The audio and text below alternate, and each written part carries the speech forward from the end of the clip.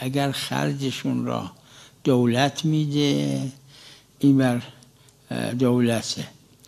توی عروه داره این مسئله نسبت به حبسی، اگر کسی را حبس کرد ولو به ظلم و تو حبس خرجش را میده اون دولت که حبسش کرده، فطریش کردن دولته. بله.